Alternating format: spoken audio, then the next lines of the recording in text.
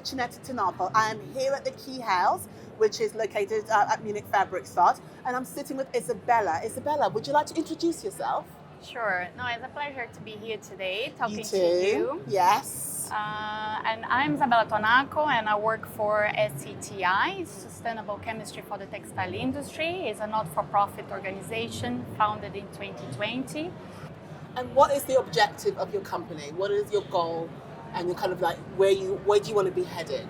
The trigger for this organization to be found has been connected with the increasingly proliferation of chemical certification standards that has happened in the last years. And despite all the good that has been done in the value chain, this has increased tremendously the complexity and the challenges in order to give meaningful information throughout the value chain in the textile industry. So with that said, the purpose of this organization is to inspire and drive change in the textile industry in regards to sustainable chemistry, making it adopted very, very fast, but at the same time focusing on this transition, or even better, accelerating the transition between chemical compliancy towards positive impact.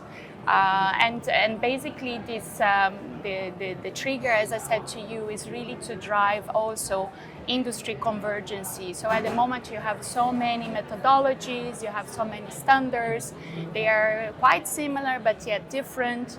And this complexity actually delays the sustainability practice and the sustainability strategies to be implemented. One thing I've noticed you mentioned is that you said that you launched in 2020. And this was the time when a lot was going on with the pandemic, there was a lot going on with the industry. How did you find that? Did you find that it accelerated what you were offering? People wanted to know more? Or was it a bit more of a struggle because a lot of the businesses were being affected by the pandemic? Yeah, that's a very good point. I joined last year, but at least from my perspective, working with sustainability for several years, the pandemic gave a strong hit across industries. And then many people had to reinvent themselves, reconfigure, also to manage the economic crisis that has been generated around. At the same time, the drive for sustainability became as clear as ever. Also, you can see from a governmental point of view, there is a lot of drive towards green economy, towards circularity, and I think that gives an impulse. Yeah. So despite the fact it has been very turbulent, and I think it's fair to say remains turbulent, because it's a very dynamic world we are living with many surprises. It's still a very important element for organizations to really execute, to put to practice sustainability practice. You mentioned that the industry has been hit hard and is trying to kind of find its way. Would you say, in your opinion, that legislation is something that should be part of this helping the industry reshape itself?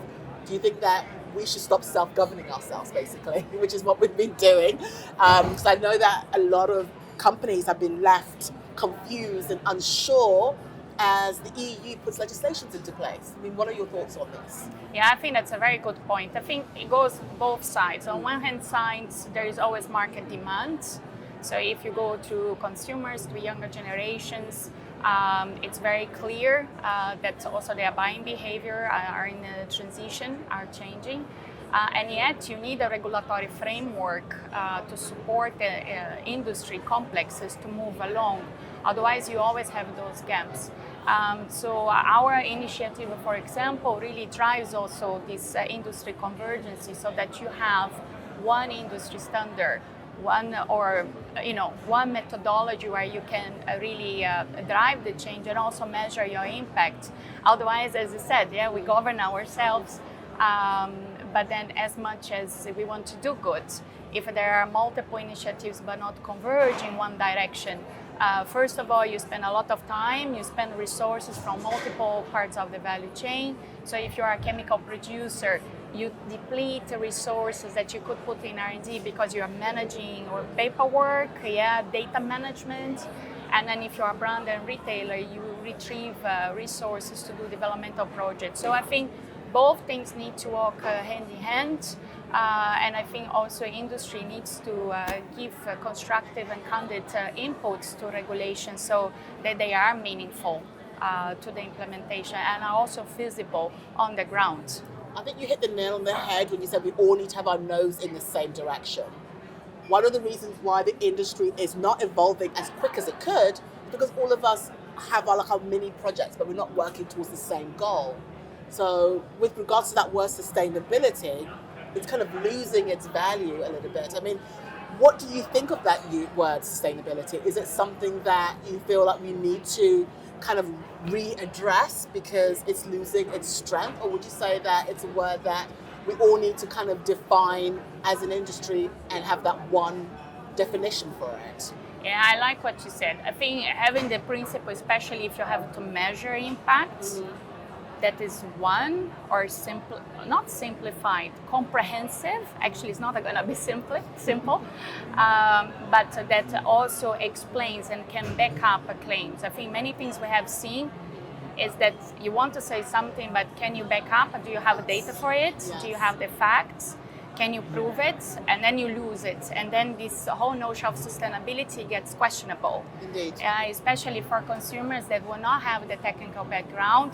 What should I trust? Yeah. Indeed. And then this damage actually the good work, the passion behind so many initiatives that are with high ambition. So I think sustainability needs to have a comprehensive approach, holistic, it's a bit of a buzzword, but it needs to look in a value chain. So it needs to be end-to-end, from the input to the end, and it's a multi-stakeholder discussion, which is complex, right? Because Indeed. Everybody brings their own piece, but at the end of the day, one thing that we stand for, collaboration should win over competition when you work with sustainability, and at the end of the day, the purpose should be to do the right thing.